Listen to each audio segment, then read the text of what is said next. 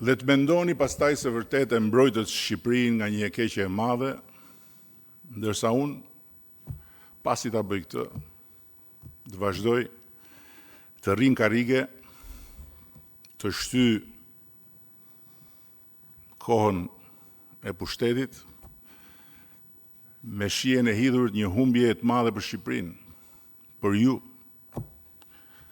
për fëmijët e sotëm të Shqipërisë, që do të jenë përfituesit nesër të këtij investimi dhe të investimeve të tjera të kësaj natyre. Po pse duhet ta bëjmë këtë? Për pushtetin, për karrigen, apo për baltën, që e marr në fytyrë dhe që më vjen për ditë mbi të gjallë dhe të vdekurit e shtëpisë time prej vitesh. Nga turi lloj kundërshtarësh politike mediatik, të cilët i kam duruar dhe i duroj pikërisht sepse këtë mision e mbaj ende përsipër edhe në emër të shumë kujt nga ju, që më ka besuar votën dhe sot i është bashkuar zëmëratës në rrjetet sociale, duke më treguar me gisht mua si prursin e një fatkeqësie të madhe kombëtare. Çam duhet mua karriga, pushteti, nëse unë duhet heq dorë nga vizioni që kam ndarë me ju gjithë këto vite. Gjithë këto vite duke nisur nga Shqipëria e 2 milion turistëve ku edhe paraardhësi im numëroi si turist sa herë hynte e dilte nga vendi për shërbime. Të heq dorë nga ambicia për ta bërë Shqipërinë një vend që mos ketë zili askënd. Për çam duhet pushteti dhe karriga? Që të qetësoheni ju. Dhe që pastaj nesër të vazhdoni jetën tuaj normalisht siç është e natyrshme, dhe pas nesër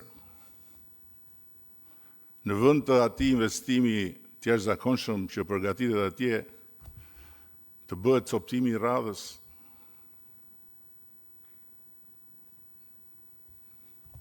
golemi i radhës, se ju do rroni më shumë se unë dhe do shikoni se aftësia dhe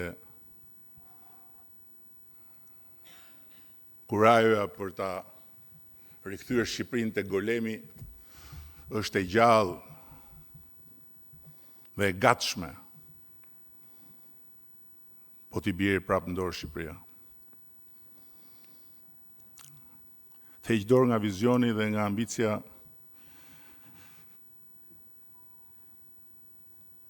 për ta bërë Shqipërinë një vend që nuk ka frikë të hyjë në ligën e kampionëve të turizmit global.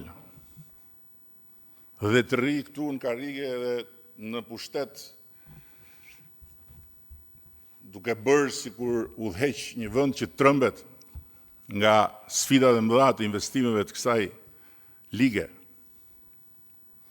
Një vend që nuk ka frikë të përballet me rritjen e vet.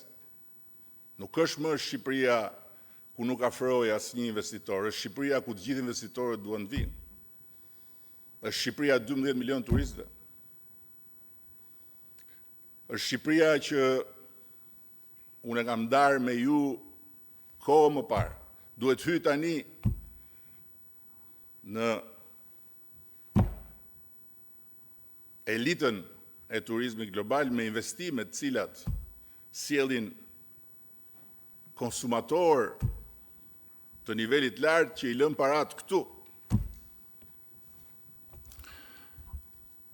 Një vend që nuk ka frikë nga një projekt i jashtëzakonshëm si ky, ku partnerët të jashtëzakonshëm janë përbashkë për të investuar 4 miliard euro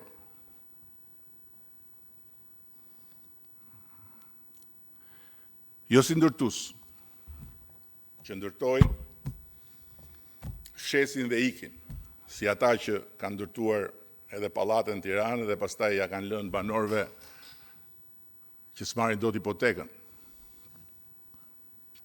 Po si pronar të terrenit, të cilin e kanë bler me para, të mbikëqyrura në mënyrë strikte nga agjencia jonë kundër pastrimit të parave dhe nga partnerët ndërkombëtar që bashkëpunojnë me atë agjenci. Një për një, euro për euro, me bankë,